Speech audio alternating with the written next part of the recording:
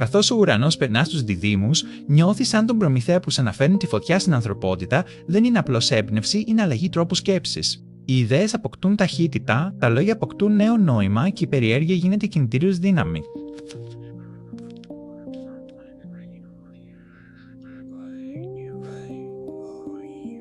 Σήμερα, το σύμπαν σε καλεί να ανανεώσεις το λεξιλόγιο της ζωής σου, να ξεμπερδέψεις μπερδεμένες πληροφορίες και να δεις τι από όλα αυτά που σε δίδαξαν σε περιορίζει.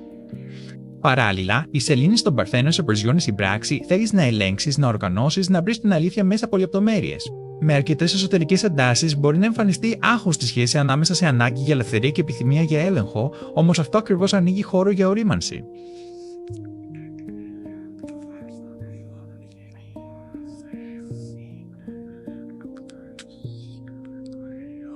Το δυναμικό της μέρας σε οθεί να κάνεις μια μικρή ρήξη με το παλιό μοτίβο και να επιτρέψεις σε μια νέα ιδέα να γίνει σχέδιο. Μη φοβηθείς την αλλαγή, είναι ο τρόπος να ξεκινήσεις από καθαρό μυαλό. Κατεβάστε το PAX, οροσκόπιο και αστρολογία στην περιγραφή του καναλιού για προσωπικά οροσκόπια, ανάλυση σχέσεων και βιορυθμό.